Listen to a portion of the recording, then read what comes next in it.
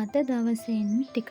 ඉතින් ඔයාලා තම්මෙල් එකේ දකිනවත් වගේ අද මම ඔයාලට කියලා දෙන්නේ රසම රස සැමන් සම්බල් එකක් කොහොමද ලේසියෙන්ම ගෙදරදී අපි හදාගන්නේ කියලා. මේක හරිම රසයි.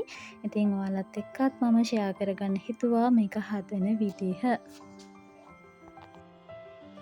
ඔයාලා මුලින්ම මේකට අවශ්‍ය ප්‍රමාණයට තෙල් එකතු කරගන්න. ඔයාලා කන විදිහට ඔයාලට අවශ්‍ය ප්‍රමාණයට මුලින්ම තෙල් ටිකක් එකතු කරගන්න.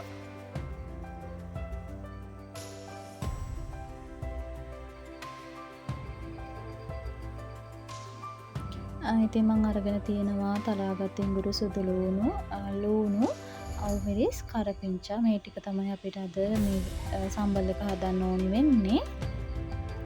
ඉතින් මේවා හොඳට පොඩියට කපලා ලියලා ගන්න.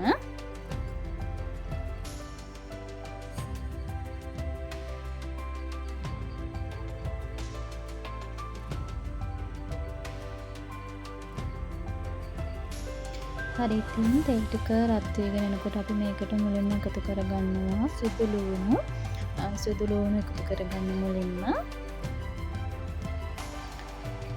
ඒක හොඳට අපි කවලම් කරලා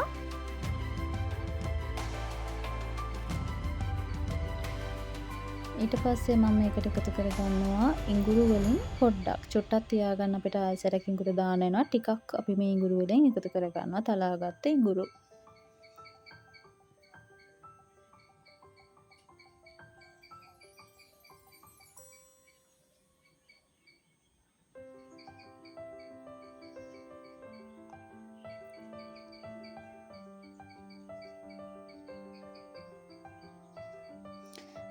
ඊට පස්සේ අපි මේකට එකතු කරගන්නවා කරපිංචා ඒ වගේම අවුමිරිස්.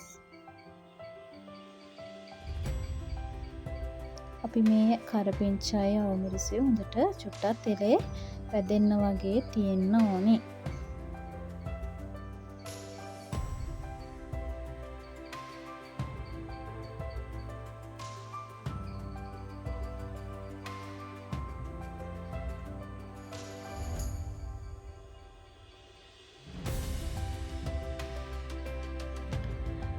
එක චුට්ටක් තෙලේ බැදුනට පස්සේ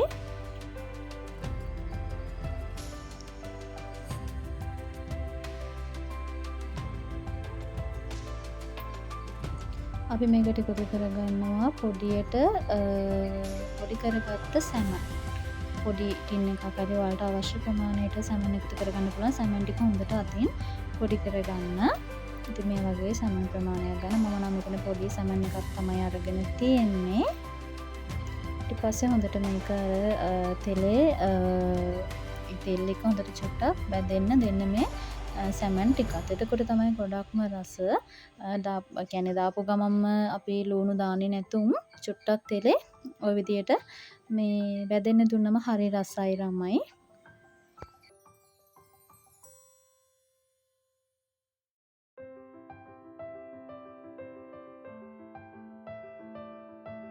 හරි අපි ඊට පස්සේ සැමන් එක හොඳට ටෙම්පරාදු වෙන්න තියලා අපි මුලින්ම එකතු කරගන්නවා ළමයි කෑලි මිරිස්. ඔයාලට අවශ්‍ය ප්‍රමාණයට ඔයාලා කෑලි මිරිස් එකතු කරගන්න. ඔයාලගේ රස අනුව ඔයාලා සැර වැඩියෙන් කනවා නම් අවශ්‍ය ප්‍රමාණයට සැර වැඩි කරලා අඩු කරලා එකතු කරගන්න පුළුවන්.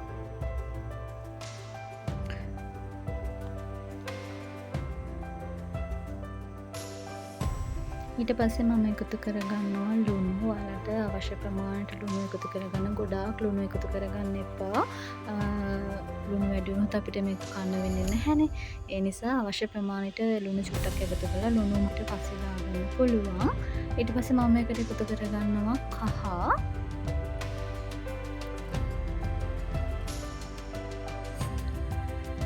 ඊට පස්සේ මම මේකට ගම්මිරිස් එකතු කරගන්න. මේකට ගම්මිරිස් ටිකක් වැඩිපුර දාන තරමට හරි රසයි ළමයි. ඉතින් ඔයාලා සැර කන්නේ නැත්නම් චුට්ටක් එකතු කරගන්න. සැර කන කෙනෙක් නම් මේකට ගම්මිරිස් ටිකක් වැඩිපුර එකතු කරගන්න.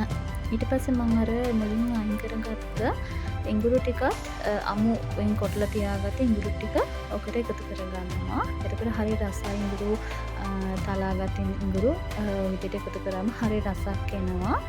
ඉතින් මේක ඇත්තටම හරිම රසයි. ඔයාලා හදලා බලන්න. හරිම රස කෑමක්. ඊට පස්සේ අපි ඒක හොඳට කවලම් කරගන්න ඕනේ. ඔය විදිහට හොඳට කවලම් කරගන්න. අවශ්‍ය තුන පහ ටික හොඳට තෙම්පරාදු වෙනකම් කවලම් කරගන්න.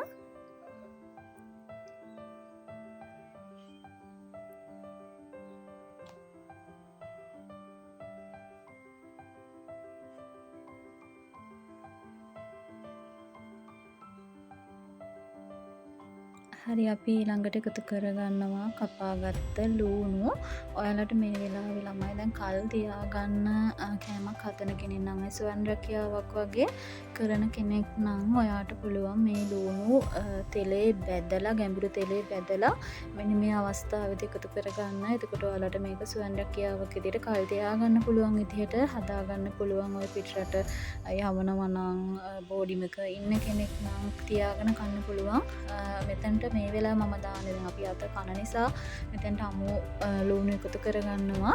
ඔයාලට ඉතින් මේක කල් තියාගන්න ඕනේ නම් ගැඹුරු තෙලේ බැදලා මේ වෙලාවේ අපිට මේ ලූණු එකතු කරන්න පුළුවන්. ඉතින් කොහොම හැදුවත් හරිම රසයි මේක.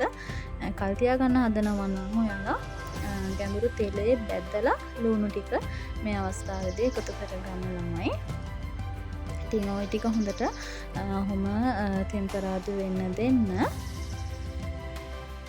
ලුණු ටික හොඳට තැම්බෙන්න ඕනේ ළමයි. එතකොට තමයි රස. ඉතින් මම ඔයාලට මේ වීඩියෝ එකේ අවසානයේ කොහොමද අපේ සම්බල් එක ආවේ කියලා කියන්න. දිගටම වීඩියෝ එකත් එක්ක ඉන්න.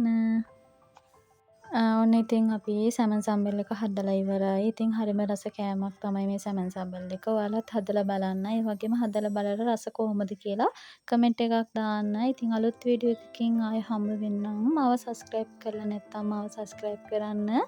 හැමෝම සතුටින් පරිස්සමින් ඉන්න.